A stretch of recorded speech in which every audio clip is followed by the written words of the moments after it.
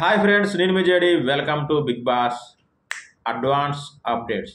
Advance అప్డేట్లో ఇది నిజంగా చాలా ఇంట్రెస్టింగ్ పాయింట్. నిఖిల్ ఏడవటం, కంటతడి పెట్ట మామూలుగా కాదు, చాలాసేపు.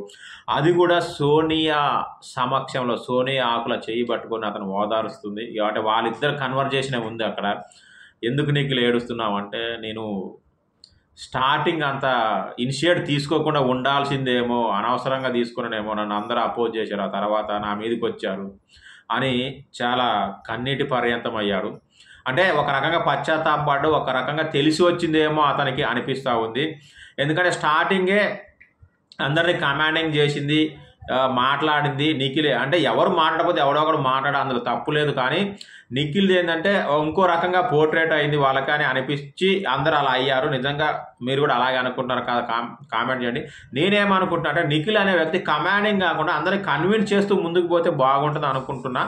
మరి సోనియా ఆకుల ఏమన్నదంటే, ఇక్కడ అలా కాకుండా నువ్వు నీలానే ఉండు నిఖిల్, నువ్వు నీలానే ఉండు, నువ్వు కమాండింగ్ చేయి, నీ దగ్గర కెప్టెన్షిప్ క్వాలిటీస్ ఉన్నాయని చెప్పేసి అయితే అన్నది. మరి నిఖిల్ ముందు ఇప్పుడు ఏడ్చాడు కాబట్టి, అంటే రియలైజేషన్ అయ్యాడు అనుకొని నేను అనుకుంటున్నాను. ముందు కొంచెం తగ్గి కన్విన్సింగ్గా ఉంటాడా, లేదంటే అదే కమాండింగ్ బేస్ వాయిస్తో కమాండ్ చేస్తూ ఉంటాడా? మీరేమనుకుంటున్నారో కామెంట్ చేయండి. ఎనీవే, నిఖిల్ బ్రో ఏడవద్దు, ధైర్యంగా ఉండండి, మంచిగా ఆడండి.